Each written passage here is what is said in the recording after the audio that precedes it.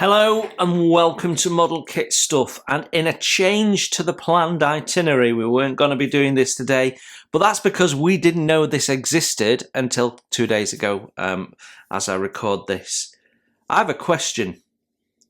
Is this Airfix's first perfect kit? Welcome to First Impressions.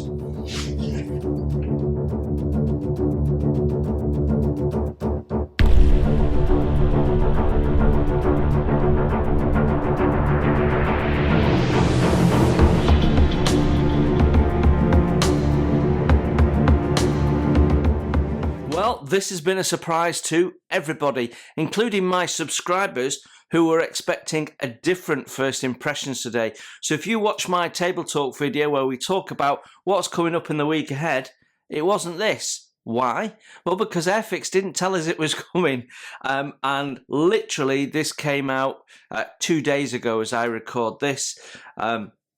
It was announced on the Friday. I picked this up the next day at the Telford Model Show, and then this is Sunday, the 12th of November, and I'm recording this for my first impressions slot today.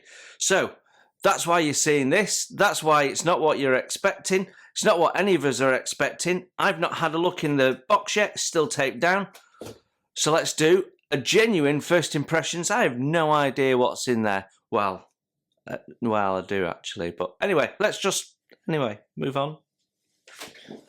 I do have an idea of what's in the box because I picked this up at the Telford show and Airfix had them built up and the sprues laid out and what have you. But to be honest, I concentrated on taking photographs. I've not studied it and I've not looked at the photographs, in fact, because I haven't done anything with all the material that I recorded at the show. So this is a genuine first impressions. I don't really know what we're getting into from a detailed point of view. Anyway, I've been looking at buying one of these for a couple of years, and the one I've been looking at is the Matchbox one. And in this scale, that's pretty much your only alternative. So, there is nothing like a pleasant surprise, and this had been well organised by Airfix because they announced this on the Friday, came out, there was an email about it, and then you could go and have a look at it. They already had it in stock in their store, which is unusual, but also all of their sales partners already had it in stock. And as I went round the Telford Model Show, there was loads of these stacked up with different major retailers at the show. So I'd literally been in the show 2 minutes, and then I purchased this, my first purchase of the show. So it's the Airfix 1:72 scale Messerschmitt Me410A-1/U2 and U4. What that means, I have no idea, but I'm sure we'll find out as we go through it. The kit number is A04066, and it is a complete 2023 new tool, and something that's filling a gap, I must say. Right, we have some lovely artwork on top of the box with the aircraft flying over snow-capped mountains. I mean, it's a glorious picture, that in the what I'm still calling the new style box, but is now increasingly the box style, where we've lost the red strip. We've got the usual information on here about it being not suitable for young children, so on and so forth, contact details, and it tells us model design and tooling, copyright 2023, Decal schemes and pack design 2023. So it's a genuine new tool, and it confirms that they're still using cartograph decals, which is reassuring because they're the best you can get. Box sides pretty much the same as what you get on the top, and then when we look this way round, we've got 2 paint options. Gives us a little bit of history. Let's just read what it says here. The Messerschmitt Me410 was developed as a heavy fighter, but went on to perform several roles such as night fighter, bomber destroyer, and reconnaissance, and I have no doubt we'll see all those versions over time. Entering service 2 years later than scheduled in 1943 as a replacement for the Me410. The aircraft featured several distinctive features, including the twin gun barbettes. The Me410 was essentially a development of the 210, featuring a lengthened fuselage, revised wing and more powerful engines. Although the Me410 performed well, it entered service too late to make an impact on the tide of the war and was soon relegated to reconnaissance roles. Gives us our length here, 175 millimeters, and our width 226 millimeters, and contains 137 parts. So paint scheme A is the Messerschmitt Me410A/1U from somewhere in Norway, I think. Yeah, based in Norway, 1945. And then paint scheme B is an Me410A-1/U4. So what that variant is, we will see as we go through the instructions. And that's based in Königsberg in 1944. So they're both late war versions, really. It's a skill level 2, and it comes with 2 flying hours. And as always, we've got our full list of paints there. And actually, this full list, quite rare this, is required for both schemes, which you can see are ever so slightly, subtly different. Right. Let's open up the box and see what we get inside.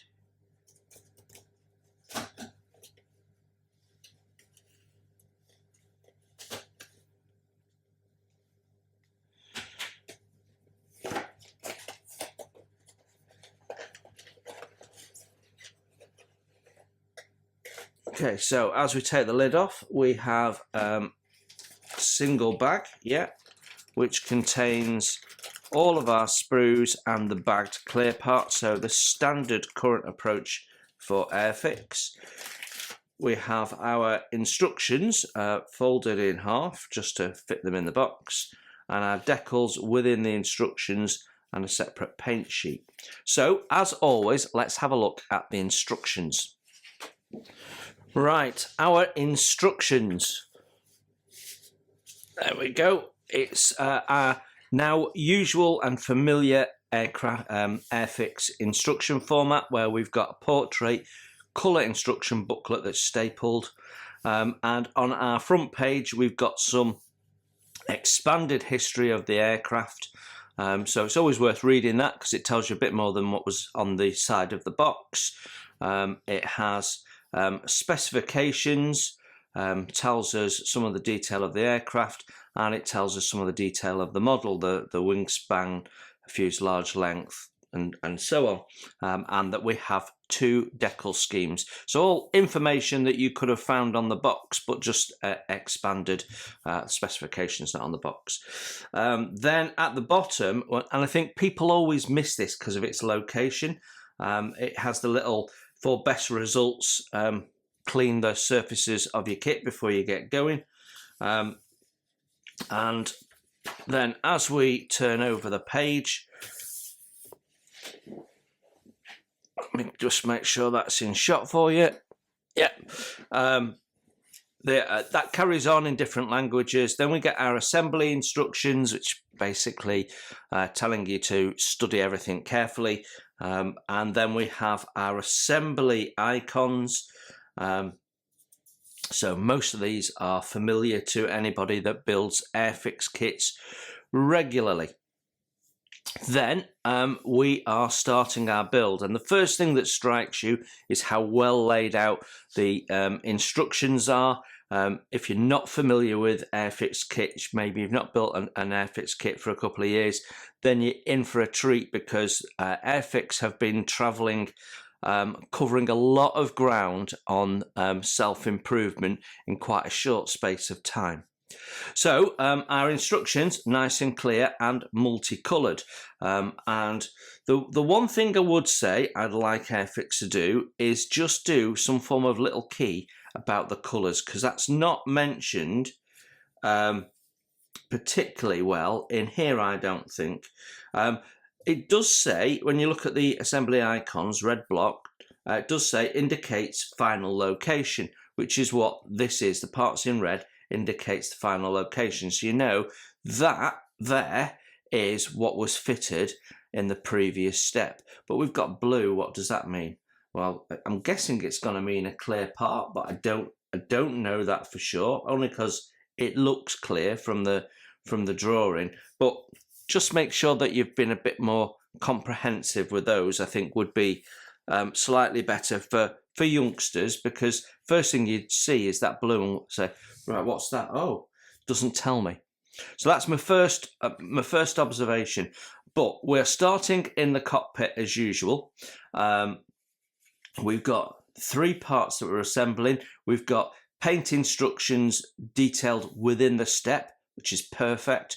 We've got decals going on. It's clearly telling us a number in a red box is a decal. It tells us that in the assembly instructions, so we're really clear. So we're painting in 79, is that light grey, I think, off the top of my head. I might be wrong, don't call me out. Aluminium and black. And then we've also got an option if you're doing paint scheme B, which again, they're making it clear because it's the same image that they use on the paint instructions. Yeah, so they are making it clear, but it's clear to me because I've reviewed and built lots of Airfix kits. So again, that's not in the assembly icons. So always important to get familiar with your instructions before you start building, so this becomes obvious to you. So if you're doing paint scheme B, you've got some drilling to do, and it tells you that comes into importance in step 7. So step 2, we're putting a seat in, and we've got a bulkhead in, then flight controls and dials, another bulkhead. That will be upper surfaces. Yeah, we can see them going in there, and we've got a couple of items being put in. Couldn't tell you what they are, but they're going in. And then in step 7, we've got this part going in, which has got a lot of detail painting required before assembly. So that's beautiful. Means, unlike some manufacturers who might just say, well, paint it in 33 because that's the main colour on there. These guys are telling you the individual parts. So it's going to look so much better. And again, we've got another part specific to paint scheme B. Then step 8, it's referring us to step 65 and 68 for different paint schemes. So this is options, and it's all to do with what you want to sling under the wing. So there's a bit of cross-referencing to do, but that's fine. They're keeping you fully up to date with what's happening, why it's happening, and giving you those options nice and clearly. There's no way you can miss that these are options. So lovely, clear instructions. For me, Airfix are probably increasingly the best in the top 3 of instructions. Step 9. We are doing lower wing and putting in the wing spar, which will no doubt have detail on that we can't see on this side. Then we're building up in step 10 another seat, set of dials, and its floor pan. So you can see that being built up there and installed. And it shows you there, yeah, all the detail that you're going to get. So that looks lovely. And then step 12, what Airfix do, if you're building it gear up, they'll show you a little silhouette. It shows you no wheels down. And then if you're going to build it gear down, it will show you nice and clear. You could not go wrong with these instructions, honestly.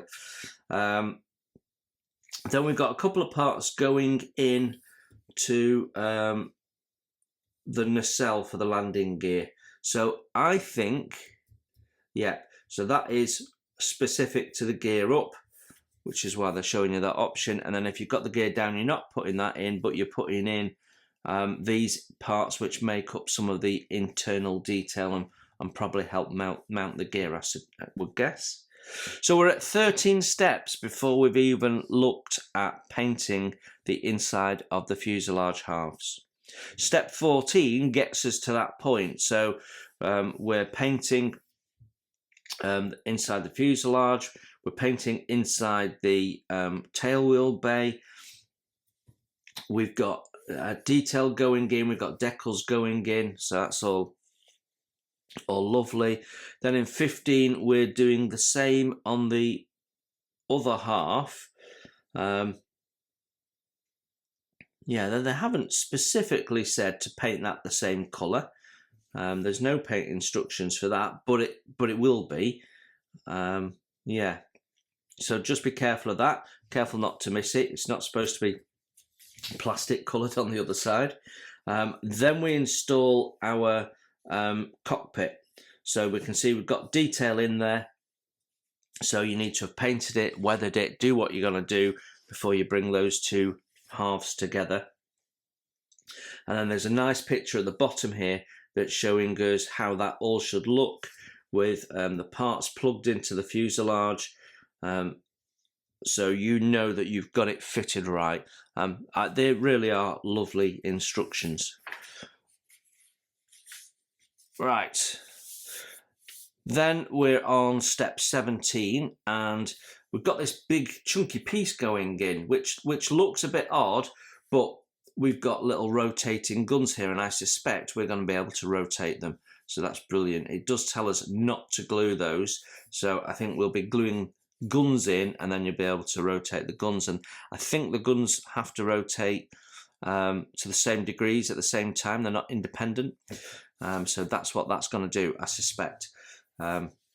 Step 16, we are adding our fuselage into the lower wing, so that brings all of that interior together.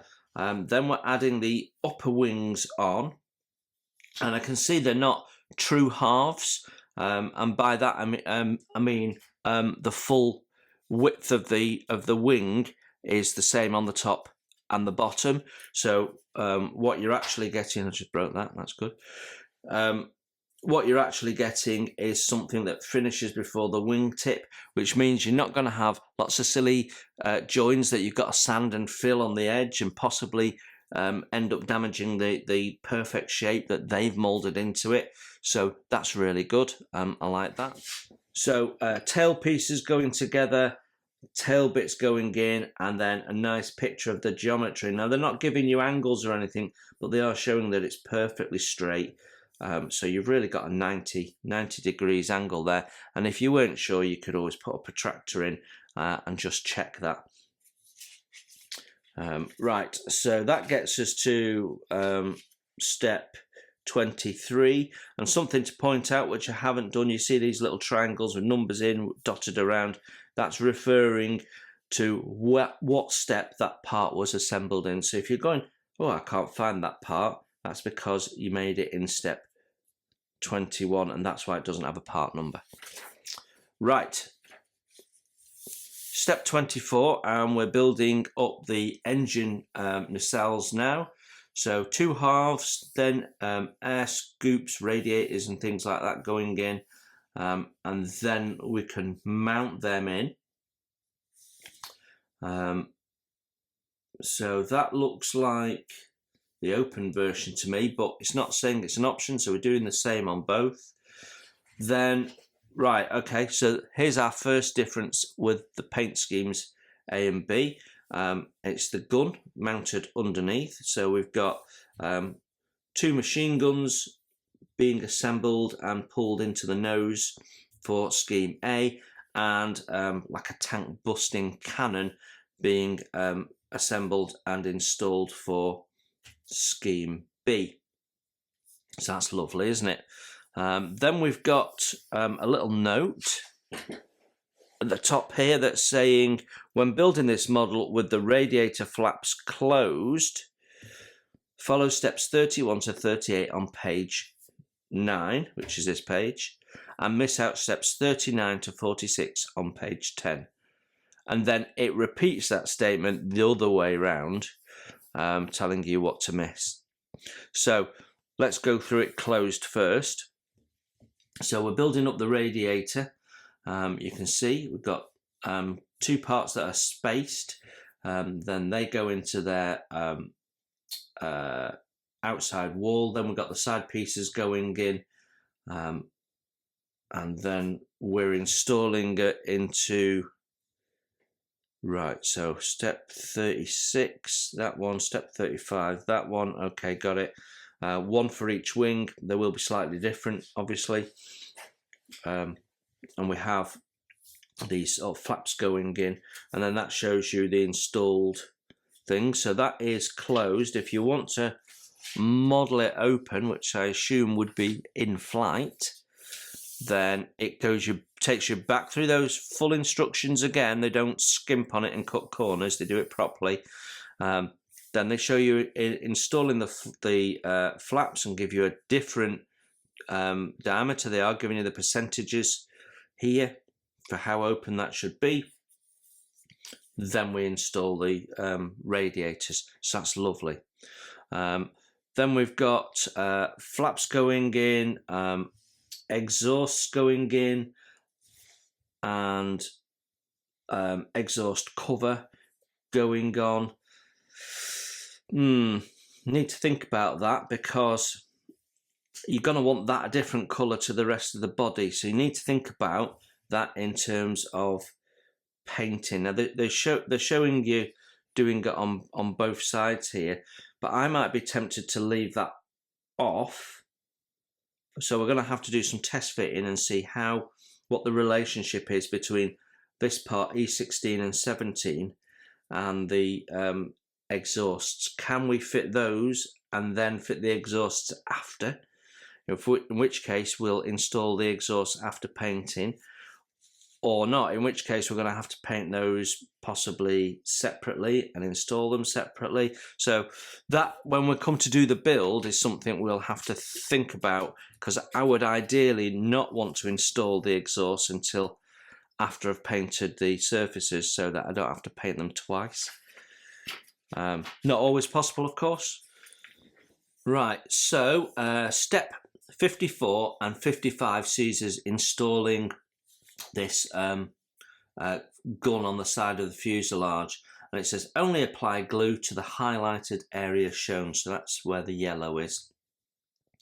So as I suspected, that means you'll be able to rotate the gun and move it on one side, and the other one will stay correct with it. So that should be good. Then we've got step 56 and 57. It's building our wheels up, not separate hubs, so you're going to have to do some detail painting. Does look like we've got weighted tyres though, which could be I think if the gear goes all the way in, that's not going to present as a problem for the wheeled up version. So I think we're okay. Then we're building up the landing gear, which appears to be fairly simple, 2-part, and then additional brace for the front wheel, we can see. And this is a nice thing they're doing. They're showing the part in place, but they're making it opaque so you can see the fitting inside, which means it's not adding confusion. Sometimes they take parts away and you think, oh, have I done something wrong? Is that not supposed to be there? They're trying to make it as obvious and as intuitive as possible. I do love Airfix instructions. They're probably in the top 2 instructions you can get. Right, so then we've got the front little plate going on, which would close up the thing when the wheels go in. It always looks like the hole for the wheels to go in looks a lot smaller than that actually is required to get the wheels in somehow, but I'm sure it's all correct. Then we've got blanking off the tail wheel as an option if we're doing gear up, or having the gear doors open. It's got it's got a little spacer there. I assume that that's actually forming part of the bulkhead, and that's correct, rather than just for spacing the part. But check your references. Then you've got the tail wheel going in. Their usual way of doing it is it plops in and then you push it into the sidewall, and that appears to be what they're doing there. Then we're making up what I guess are drop tanks, additional fuel tanks, going onto a frame there and putting those into the wings. And again, these are options, and that was referred to way back at the start of the instructions. Then as we turn over the page and we hit step 69, we're putting propellers together. It does tell us to do 2 of these. They're not options, so it's the same on either. So we've got the spinner going on. Then we've got the assembly at the back. It says do not glue. So looks to me like that bit is what's holding that into there, and that is then getting glued into our engine nacelle so that it will freely spin if you so wish. And then we go to step 72, and we're putting some more internal parts in. So again, you're going to have to think about your paint steps here, because I'm probably going to want to paint the spinners separately, so I won't be installing those until I've painted everything. And we're not in a position to paint yet because we've not built up the cockpit. So that's the second thing that I'm going, right, okay, but let's just think about the sequencing. So we've got some more internal parts going in, more parts going in. Then we've got a clear part going into the nose there, so we'll need to make some masks for that. Obviously it's different for A and B because of the cannons, and it's got to fit around the cannons. Step 75, and we've got 3 pieces to build up the canopy, which we're doing.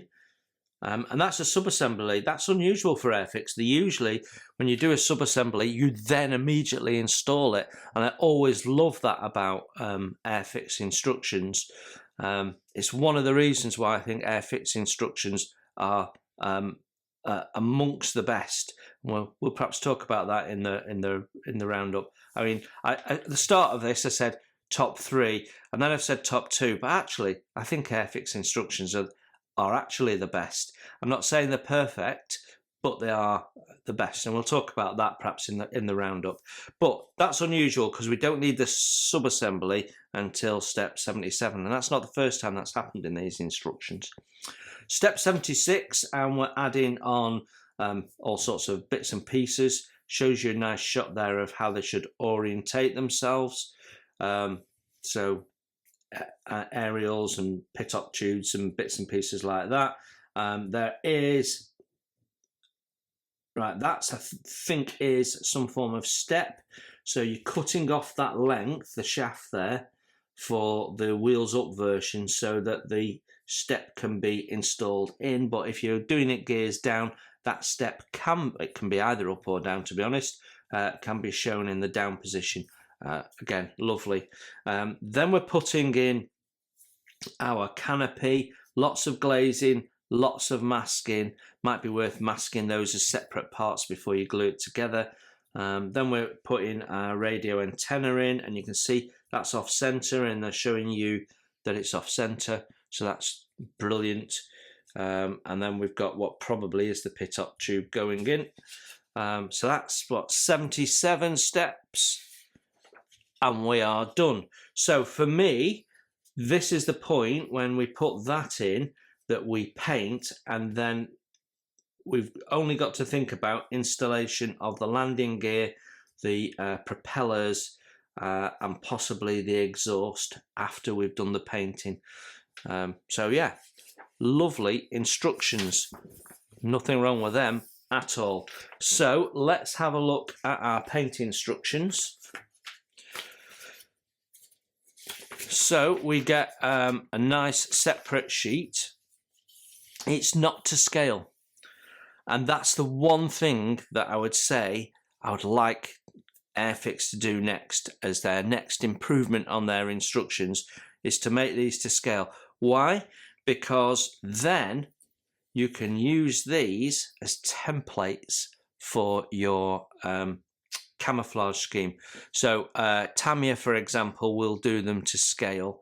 And if they did these to scale, then I could absolutely say Airfix instructions are perfect. But these aren't to scale, but what they are is very comprehensive. So we've got paint instructions there. So that's the numbers not in a box, showing you what the colours are. And then we've got all these numbers in boxes, lots of them, absolutely tons of them. And I love that because these are decals and I love doing decals. So there is absolutely loads of decals on this aircraft that's only going to be that big, you know. Yeah, lovely, absolutely lovely. We've even got, I mean, they look tiny, don't they? They're just a spot. So yeah, it looks like everything you could possibly have as a marking they have covered off. And in 1/72 scale, that is both going to really bring the model to life and also keep you busy for a little while. So yeah, it looks like there is decals for the spinners as well. That's what I was looking for, and it's right down here at the bottom. So we've got a decal for the white stripe on the spinner, so that's perfect as well.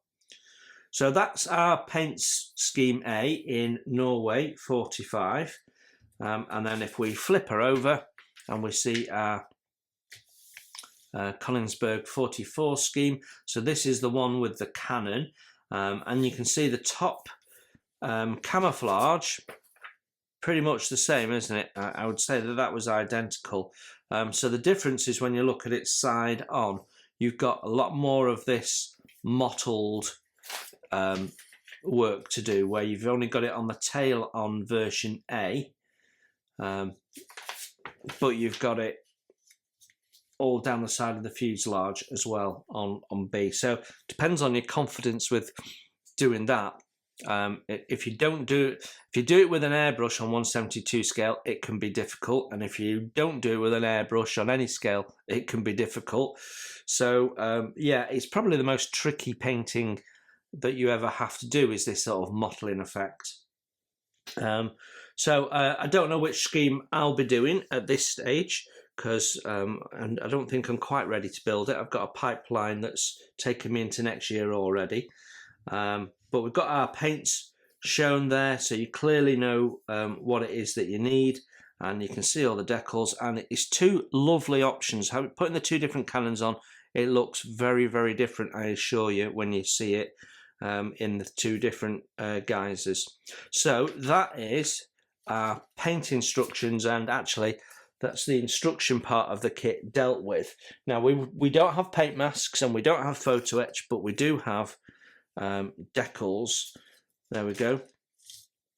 Now, if you've not had an Airfix kit for a little while, they recently made a sort of unannounced change to their decals. They no longer divide them up.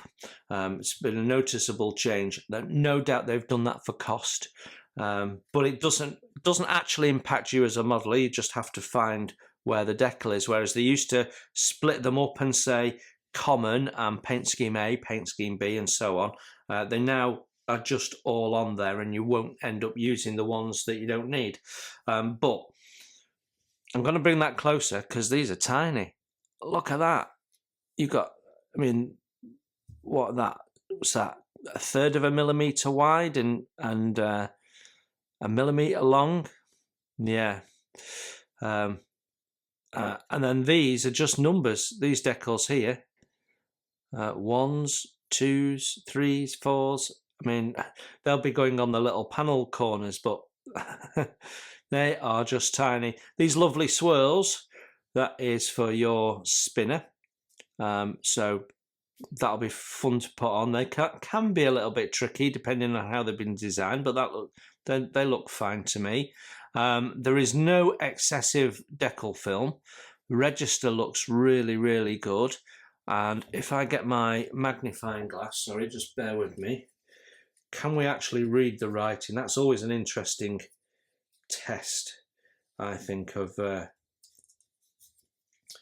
decal. Let's just have a look. I'm just going to go in.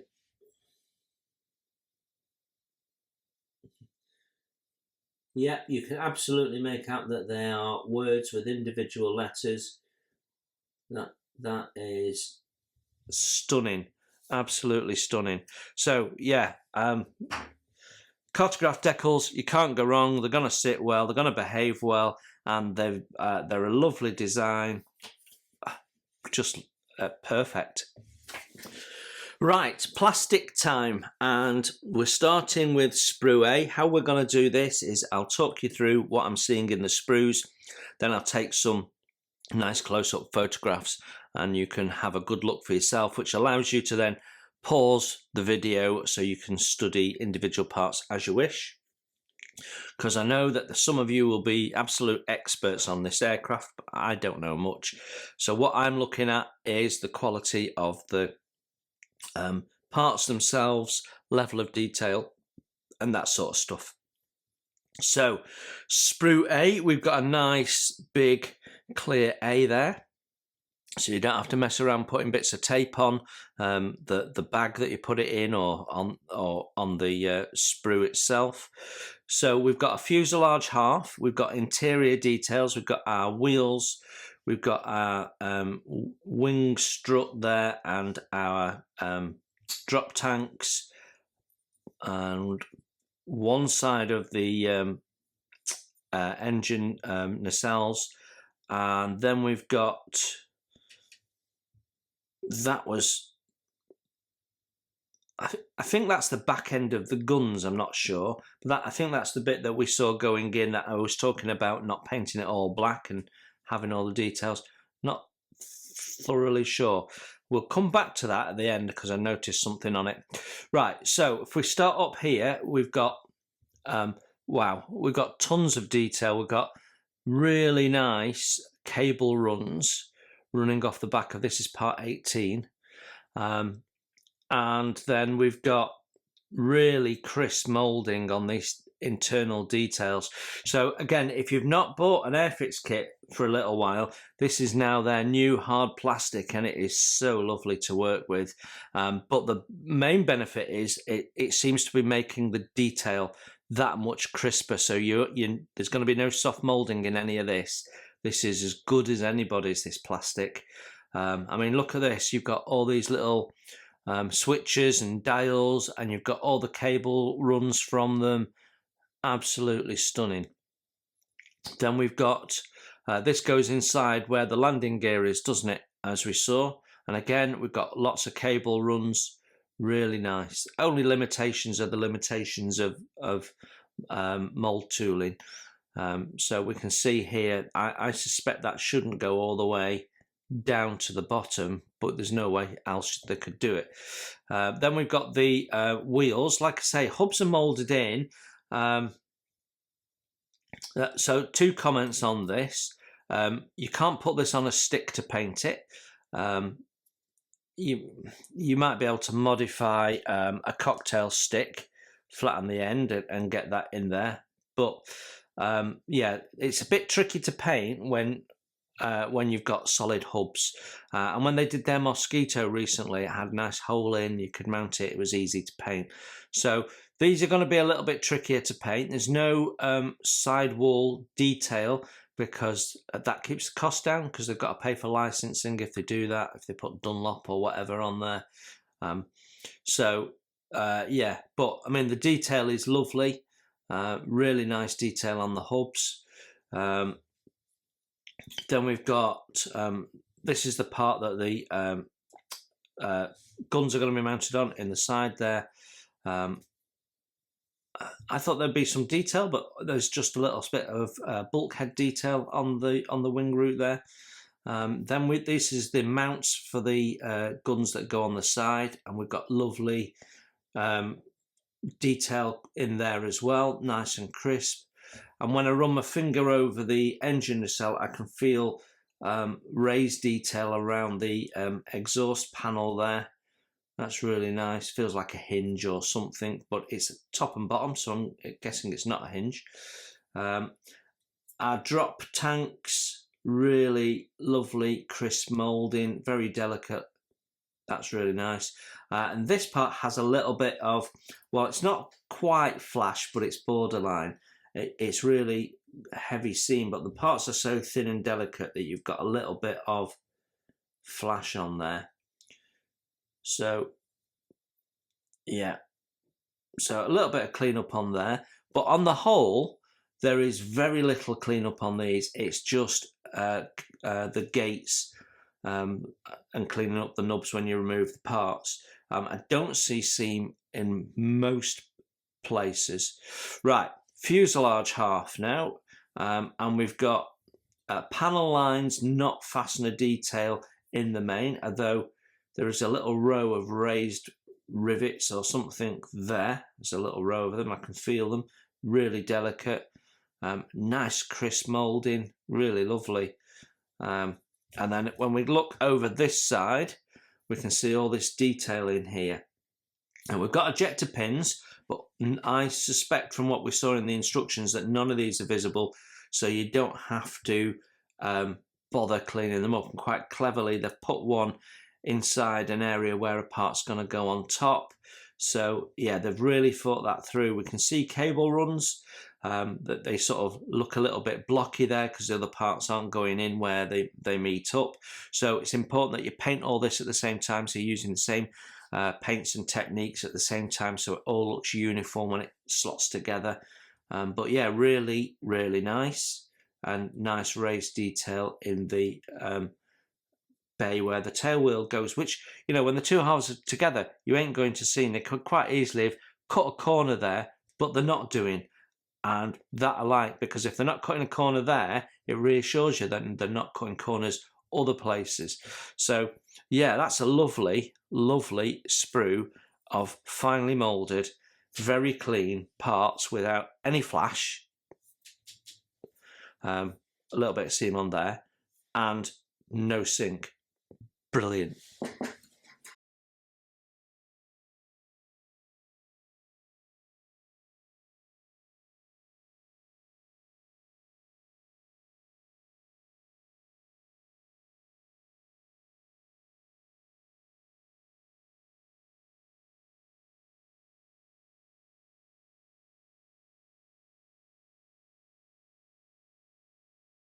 Now, something I omitted to say, which it should have been obvious to me, but because I'm looking at it like that, it wasn't obviously. And I've just taken the photographs, and then I realised we've got some slide moulding. Airfix rarely does slide moulding. It's expensive, but to get the detail underneath the fuselage, they have slide moulded. You always know when there's slide moulding because you get this funny shape. It's to allow the tool to go in. So we have slide moulding on the fuselage. Brilliant. What it does mean though is that you're going to have to be extra careful with the fuselage here. There's a little seam which I didn't notice, but that has come from the slide moulding tool. So you've got a little bit, it's the payoff. If you get slide moulding, you get a little bit of additional seam. So you're going to have to very gently sand that away. That line there shouldn't be in, it's from the slide moulding tool. So that's worth bearing in mind. But yeah, lovely. Sprue B, there we go, B. And something that's really obvious on here, and again, not everyone does it, but Airfix does, there's a little recycling mark there. Now, it depends on your local area whether you can recycle it or not, but Airfix have given people the information to be able to do it. And I love that about them as well. Right, so we've got parts here, which I think are to do with the I think they're the top walls for your air scoops. Yeah, I think so. And then we've got upper wing, lower wing. And first thing that hits you is the level of detail in this lower wing. You've got lots of rivet detail and stuff around the panels, bits and pieces that they can remove. lovely shape to it. And same here on the wings. Panel lines, they're not big troughs, which they used to be famous for. I mean, you tell me that would be different on an Edward kit. Don't think it would be. So really, really nice, fine detail. Really lovely. Yeah. There is no interior detail as such, but we do have the location points for drilling, which are marked out nicely, which is nice to see. And we have 3 little pins here. If you remember, we mount a little chair on there, we saw in the instructions, and that is just causing in the light the slightest amount of sink, tiny amount. I suspect it won't be noticeable, but it does go there and there, so 3 sides of that little rectangle in there. So just be careful of that when you're painting to see whether that's visible or not. It probably, you can just buff it out, I would think. It's minor, and it's only because I've got a particular bright light on to help me view this that I can see it. And in ordinary light, it's not really noticeable. But it's my job to point out everything, so you go into this aware. It's beautifully done, really nice.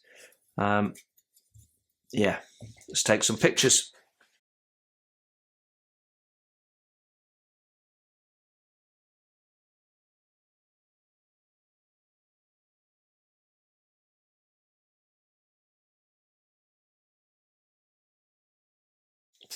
Sprue C, and we've got the other fuselage halves, we've got tail bits and propellers. And as I look at the tail parts, what they've done is they've moulded in the flaps either in situ or dropped. So rather than it being a separate part, they've moulded that in. So that's interesting. Not sure why they've done that, but it does mean that you get the angle absolutely spot on, I guess. So yeah, lovely detail on it. We can feel the texturing on that, and on the tailpiece here we can see the texturing on there. We've got little undulations, so that's really nice. And again, I can't see any sink. Lovely detail. As per the other ones we saw, we've got both recessed and raised detail on the engines. It's just lovely. The sprue gate points are on the center of the spinner there. That's going to get covered up by the dome of the spinner, so nothing on the blades. Lovely, absolutely perfect. People know that's one of my gripe points. So we've got no cleanup on the blades, other than you probably want to just give it a once over with a scraper. Just make sure there's no seam, because it will show under paint if there is, and there's bound to be, but I can't feel it. You know what? The seam is so minimal on this moulding. Yeah, it's really good. Yeah. And then the fuselage, we've got the raised details there and there, and then lots of nice panel lines. Sorry, but this is as good as anybody's. It really is as good as anybody's. And then you've got, I mean, if I compare this to a kit that they brought out a couple of years ago, you can see how nice and tight the moulding is. Definitely, every time they bring a kit out, you sort of think this is the next step up. They've improved it again. So yeah, really nice. Let's just have a look on the inside there. We've got all that nice detail. Worth doing some dry fitting and just check that around these ejector pins you've got a little bit of unevenness in the surface. Just check that none of that's visible. I doubt it is. You've got a sort of a line. Let me just get my pointy stick so you know what I'm talking about. you get a line here, which seems to be the point where the bulkhead's going to be, so you won't see any of that, but it's worth dry fitting and just checking that out. But yeah, it's really nice and crisp inside there. Lovely.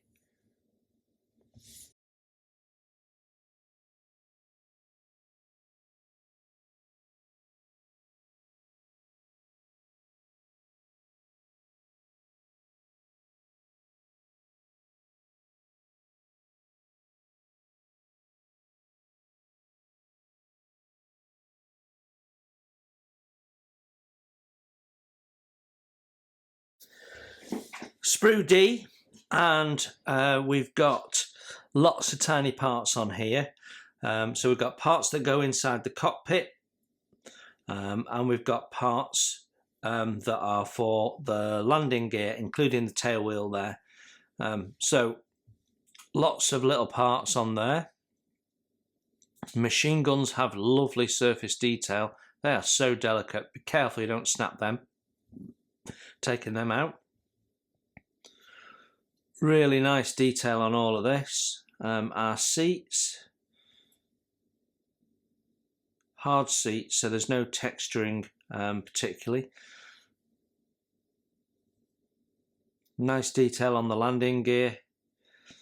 There is a bit of seam clean up to do on those. If we flip it over, and the tail wheel detail is just really nice.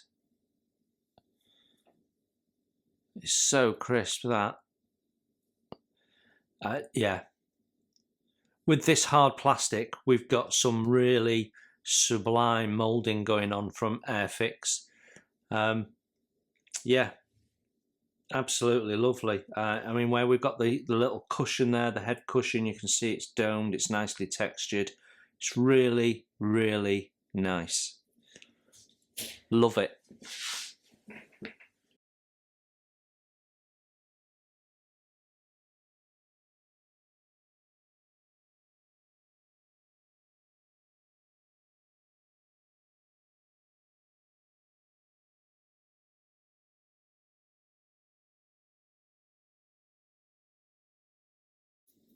Right, Sprue E, the plastic just keeps on coming, doesn't it? And more small parts. So we've got the leading edge of the wings there, the two different options, which are really nice. You've got the, well, that one is smooth, so they are different. That one is smooth, it's got no panel lines. This one has got panel lines and then the hinge detail. We've got the spinners there. I'm just looking, because yes, they have. Brilliant. The sprue gate sits on the top surface of the spinner, so there's no cleanup on the outside surface at all. So what you do is you just trim it off, cut your gate off away from the part, and then sand that flat, and the sprue gate just evaporates and disappears, and you've never touched the outside surface. Perfect. Perfect, perfect, perfect. Really nice bit of engineering, thought through, really good to see. We've got very nicely done. They're not thick and heavy. They are really nicely done exhausts. They're not open, but when they're this small, you wouldn't necessarily expect that to be at this scale. Got our little radiator covers there. We've got our big radiators here. Lovely detail, radiator detail on those. I mean, yeah, I can feel the detail. It's lovely. Absolutely nice. And then we've got the flaps there for them. And then this is for building up the spinners. Really nice detail. The exhaust covers, I suspect from looking at them that we're going to have to fit the exhaust. So what we'd do is paint the exhausts, put them in, and then touch them up after we've spray painted. I guess, or maybe we might be able to get Mascol in, maybe, don't know. Right, so yeah, no sink, again, lovely and crisp, lots of detail, just blooming lovely is what it is.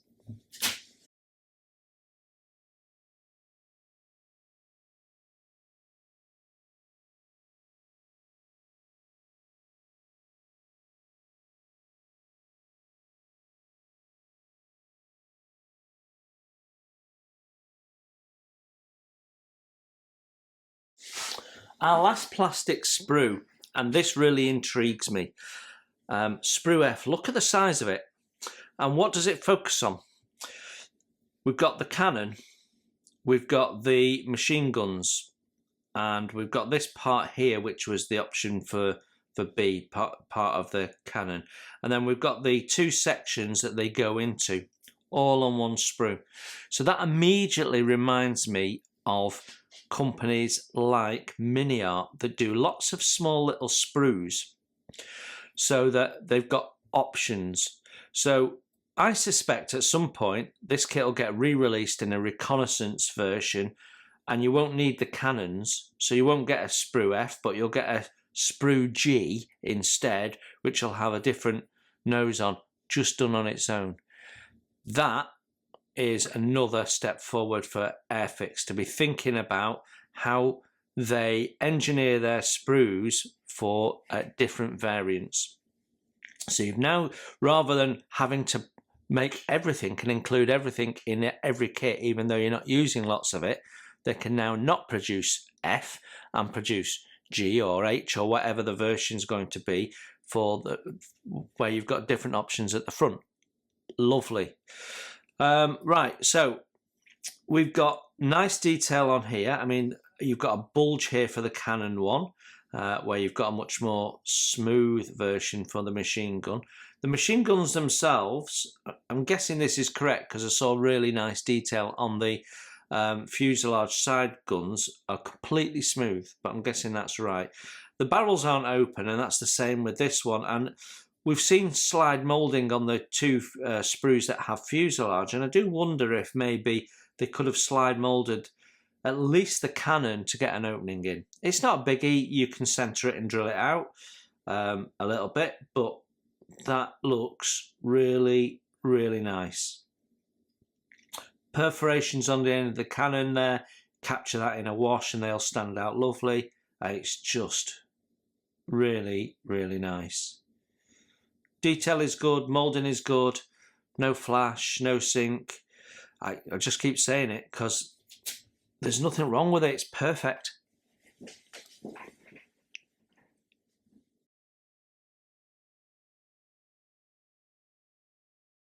So finally, our clear parts, and it's it's always a bit of a, in my head there's a bit of a drum roll. Are they going to be great? Is it going to be disappointing? You never know. I've just opened the bag, but I've not pulled them out yet, so let's do that together.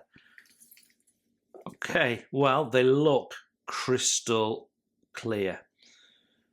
When Airfix get their clear parts right, there is nothing better than an Airfix clear part. Right, let's see.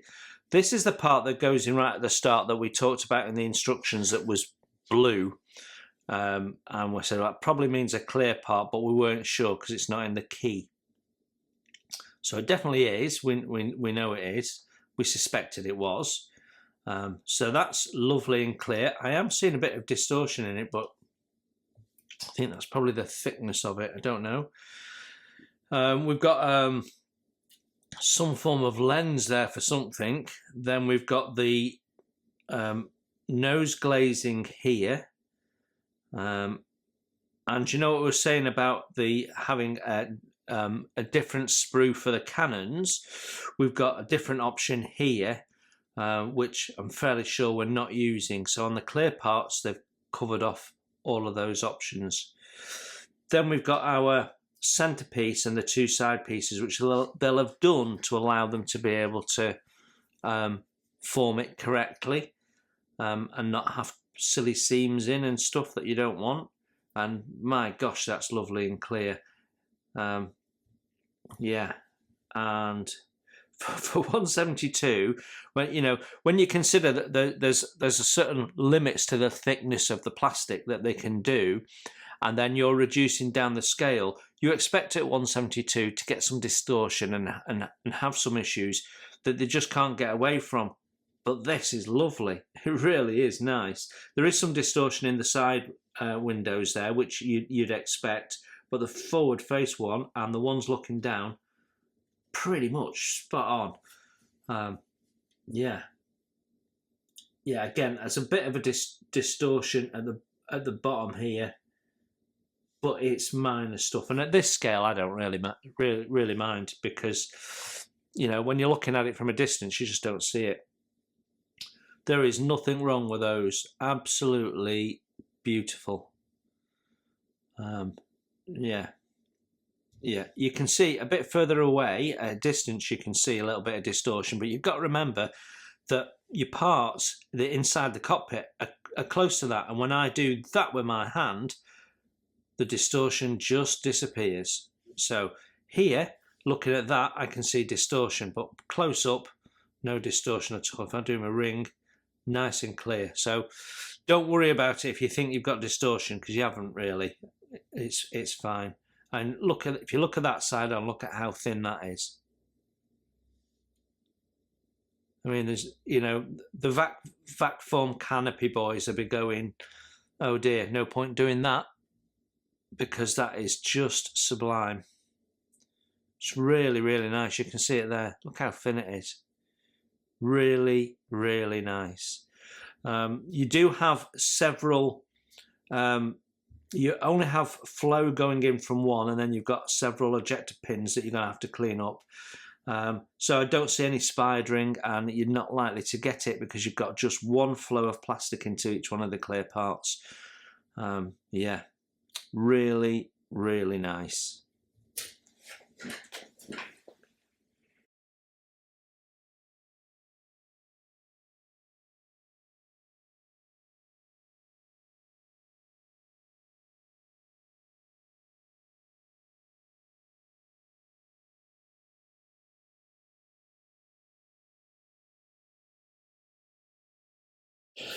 So there you have it. The Airfix 1:72 scale Messerschmitt Me410A with various different options in there, 2 of which we can get out of this kit. Kit number 804066. What are my first impressions? Well, at the start of this, I asked the question, is this Airfix's perfect kit? Well, I'm gonna answer that now in a short way, and then I'm gonna give you a long answer, which is possibly different. No. Why? Because nobody makes a perfect kit. There is no such thing as a perfect kit. But Airfix are getting very close to it, I think. Very, very close to it.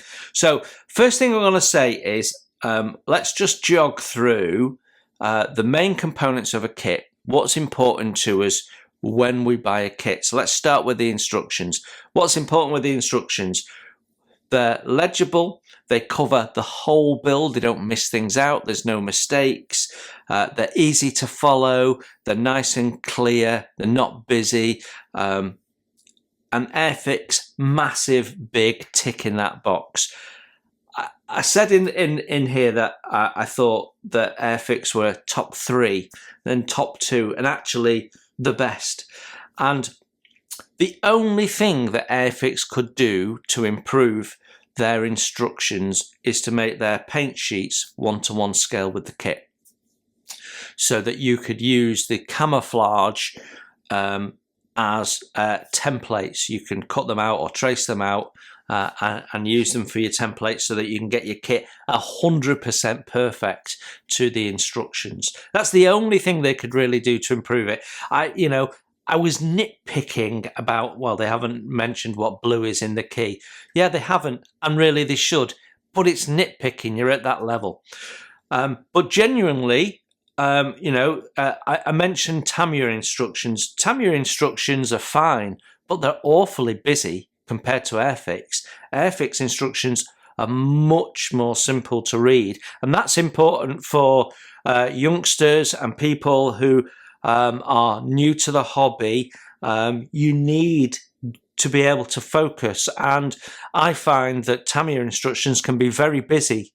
Tsukimura instructions, they're beautiful and brilliant in the way that they have lots and lots of detail, but they are so busy, they're actually hard to read, and it's a slow process. These, open the page, that's what I'm doing, nice and clear. So I think Airfix instructions are the best instructions you can get, and welcome you to say otherwise in the comments. You're welcome to your opinion, but you'll be wrong because Airfix make the best instructions. Fact. So there we go. So when we look at instructions, yeah, they're not perfect, but they're brilliant. Then we look at the plastic. I challenge you to say, if I gave you that plastic, and I've said this about a couple of other Airfix kits recently, that wasn't made by Edward or wasn't made by Tamiya. They are up there with the very, very best when it comes to the detail and the crispness of their plastic. So much so that I would say there is no need for photo etch in this kit because the detail is so beautifully done. All you need to do is put the decals in or pick it out with your detail painting and it's done. There is absolutely no need whatsoever for photo etch in this kit. The only area I could see that you might want to replace something with an aftermarket is possibly the big cannon. You might want to replace it with a turned brass one that has the actual perforations in the end. But if you want to spend money on that, then that's your choice because really there isn't a need. You drill out the end and you give it a wash and it's going to look fine. It's going to look really, really good. So I think the aftermarket boys are going to be disappointed with this kit because it is so nicely detailed. There's no need to replace any of that. You know, you might want to put resin tires on so that you can get sidewall writing. But again, it's minor details. This kit is, if it builds together like recent Airfix kits have, where everything slots together beautifully, and if it doesn't, it's probably because you've still got a bit of paint on your mating joints, then this is going to be an absolute joy to build. It's going to slot together, no problems at all. I just know it. So from the plastic parts, you've got lots of detail. It's finely moulded, it's very crisp, you've not got loads of flash, you've not really got sink to sort out. There was only one area we saw it and it was so minor, I was even wondering whether we were going to bother sorting it. Perfect parts? Yeah, I think so. I think that's as perfect as you get right now. That was an absolute joy to thumb through those plastic parts. Lovely. Clear parts, what do we want from those? We want as little distortion as possible. We want them nice and crystal clear and nice good moulding so they're easy to mask. Beautiful. And Airfix did a beautiful job of them. So no issues there. So, you know, in the two major things that we want covered off, they've done it brilliantly. Decals. Have they covered everything off in the decals? Yes, plus a bit. I mean, there is tiny numbers there that I needed a magnifying glass to see. I've got to get them off that paper and on that model. That's probably the biggest challenge of this kit, is putting the decals on. And you've always got the option to, you know, if it's a challenge for you to do those decals, you've always got an option to leave those off and just do the larger national markings and bits and pieces that are easier to see, the bigger ones. You know, that's the modeller's choice. But for the decals, you've got Cartograph, so you've got market-leading manufacturer doing beautifully designed and comprehensive decals. Perfect. So, is it a perfect kit? No. What would make it perfect? In colour instructions that were full size, and then wow. It's not far off perfect. And I've always said there is no such thing as a perfect kit. But Airfix are starting to challenge that thought process. This is getting really close to it. Now, I bought this kit myself. I'm not sponsored by Airfix. I'm not in any way associated with Airfix. So I'm not saying this because I've been given the kit or anything like this. I'm saying this because that is what I saw. You've just seen what I've seen. I opened this box in front of you. It was taped down at the start of the video. So if you think there's a challenge to anything I'm saying, go for it. But I'll tell you now, Airfix is fast becoming the leading model manufacturer, and this is all the evidence you need. in one box. It's a beautiful, beautiful kit, and I'm struggling not to start cutting parts out right now, but I have to be disciplined. I have a model building pipeline, but that is not going to hang around in my stash for very long because I want to get into that. That is really, really nice. So yeah, there you have it. What a beautiful kit.